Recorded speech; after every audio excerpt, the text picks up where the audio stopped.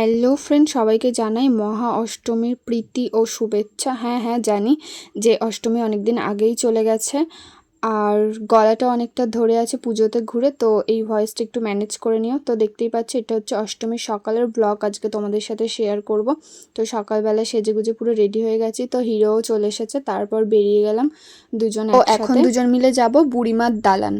তো দত্তপুকুর থাকি আর বুড়িমার দালানে না গেলে হবে না অষ্টমীর দিন, যেহেতু আগের বছর অষ্টমীর দিনে সকালবেলার ব্লগও কিন্তু তোমাদের সাথে শেয়ার করেছিলাম, আর ওই দিনও কিন্তু আমরা দুজনে ফার্স্ট রেডি হয়ে গিয়েছিলাম বুড়িমার দালান। আর এটা হচ্ছে দত্তপুকুরে কি সন্তোষপুরের ওই দিকটা, আমি তেমন একটা ভালো চিনি না।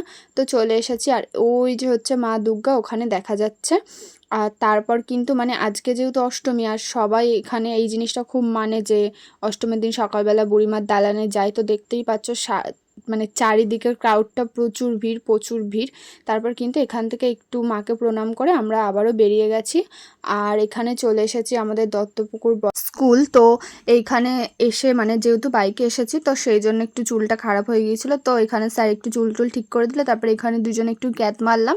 তো তারপর গুটি পায়ে এখন যাচ্ছি মণ্ডপের দিকে। আর এখানেও কিন্তু আগের বছর এসেছিলাম এই প্যান্ডেলটা দেখতে, আর এই প্যান্ডেলটা না একটু সামনের দিক থেকে হয়েছিল, আর এবছর না একটু পিছনের দিকটা দিয়ে হয়েছে।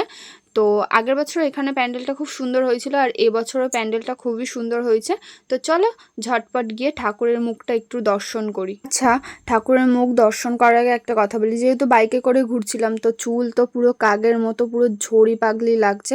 তো এরকম অবস্থা কার কার হয় জানিও। আর দেখো দেখতে দেখতে কিন্তু মণ্ডপের ভিতরে আমি চলে এসেছি, আর এই যে মায়ের মুখ। তো এখানে এসেও কিন্তু মাকে দর্শন করে নিলাম, আর মাকে একটু প্রণাম করে নিলাম মন ভরে। তারপর কিন্তু এখানে আমার হাজব্যান্ডও মাকে প্রণাম করে নিল। তো ওখানে কয়েকটা পিচ্চি বাচ্চা ছিল, যাদেরকে ধরে আমার হাজব্যান্ড এই ভিডিওটা করিয়েছিল, যেটা আমাকে পরে এডিট করতে বলেছিল, বাট এখনও এডিট করা হয়নি। অবশ্যই খুব তাড়াতাড়ি এডিট করব ভিডিওটা। তো তারপর দেখো দেখতে দেখতে কিন্তু আমরা আবারও একটা মণ্ডপে চলে এসেছি, আর এই মণ্ডপটা আই থিঙ্ক দত্তপুকুর হসপিটাল পাড়া ওইখানেই হবে হয়তো। আমি যেহেতু এখানে তেমন একটা জায়গা চিনি না, তো সেই জন্য প্রপারভাবে তোমাদের সাথে শেয়ার করতে পারছি না। আর এখানে জাস্ট মায়ের মূর্তিটা দেখো, জাস্ট ওয়াও হয়েছে, ওয়াও, আমার তো খুবই ভালো লেগেছে। আর তারপর কিন্তু ঢুকেই দেখা হয়ে গেছে, দেখো। তো এখানেই ছিল আমার বাবা মহাদেব। তো প্রথমেই কিন্তু আমি মহাদেবকে এখানে প্রণাম করে নিয়েছি, তারপর কিন্তু ঠাকুরকেও এখানে প্রণাম করে নিয়েছি। তারপর এখানে আমার হাজব্যান্ডও ঠাকুরকে একটু প্রণাম করে নিল।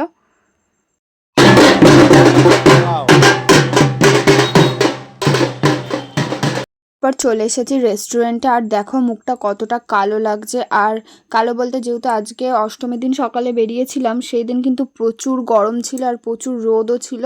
তারপর দেখো এখানে বেশি কয়েকটা ঠাকুর না দেখে, অল্প কয়েকটা ঠাকুর দেখে কিন্তু আমরা চলে এসেছি খাওয়া দাওয়া করতে। যেহেতু আজকে রাতেও বেরোতে হবে, তো তার জন্য বাড়িতে গিয়ে একটু রেস্ট নিতে হবে। তো সেই জন্য দেখো আমরা এখানে রেস্টুরেন্টে চলে এসেছি, আর নিয়েছিলাম চিলি চিকেন আর ফ্রাইড রাইস, বেশি কিছু নিইনি, যেহেতু আজকে অষ্টমী, বাড়িতে সবাই লুচি টুচি খাচ্ছে।